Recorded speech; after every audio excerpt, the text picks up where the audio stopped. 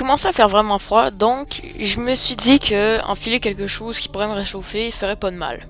En effet, vous pouvez le remarquer, il commençait déjà à neiger et on était la fin novembre, donc c'était pas mal si je me mettais déjà quelque chose. Moi et Max, on s'est directement empressé de sortir dehors. Bon, c'est sûr qu'il n'y avait pas de neige encore sur le sol, mais ça commençait à s'en venir et on avait très hâte à ça parce que c'est quand même rare de voir de la neige dans ce jeu. Je crois que vous commencez à vous y habituer, mais c'est toujours la fouille qui anime nos sorties. En effet, on essaie le plus possible de s'organiser et de s'équiper pour pouvoir affronter le reste de la ville, même voir plus loin.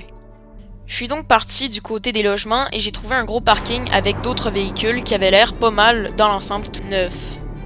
On n'a pas attendu plus que ça parce qu'on avait remarqué qu'il y avait des rôdeurs aux alentours et donc on les a éliminés, puis après on est parti. On avait déjà un véhicule de toute façon.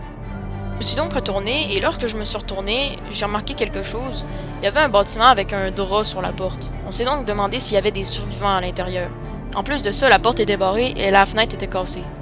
Malgré tout, ce qui était assez bizarre, c'est qu'en rentrant, il n'y avait rien de normal. C'est-à-dire que on avait l'impression que tout avait été laissé là où il avait été avant l'apocalypse. Enfin, ce que je veux dire, c'est qu'il y avait vraiment rien et que, on avait vraiment l'impression d'être dans une maison normale. Bref, après avoir fouillé un peu, on s'est finalement rendu dehors parce que vraiment, il y avait pas grand chose d'intéressant. Et puis, il s'est passé quelque chose. Alors que je m'en allais avec Max pour fouiller des maisons et des garages, on a remarqué qu'il y avait une maison avec une porte complètement détruite. On s'est alors demandé si ça avait rapport avec ce qu'on avait vu plus tôt, la maison barricadée. On avait l'impression qu'il s'était passé quelque chose de vraiment horrible ici. À part la tragique histoire des lieux, on a malgré tout trouvé 2 cannes à pêche et un duffel bag. En rentrant dans la maison, il n'y avait vraiment rien d'alarmant. En plus de ça, on avait trouvé une boîte de clous. On est finalement retourné chez nous très rapidement et on a tout stocké. Puis, après avoir stocké, on a fait exactement la même formule que tout à l'heure. On est parti fouiller et puis on a tout ramené ici encore et encore. Après avoir fouillé les autres maisons, Maxime a commencé à débiter des bûches et on s'est mis à la barricade. Non.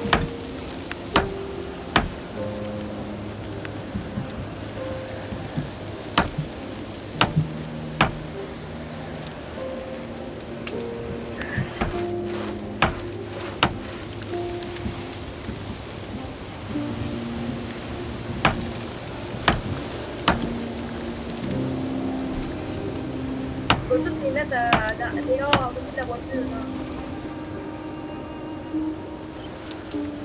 Ça peut mettre, on va leur dire. Là. Ouais, on s'entend.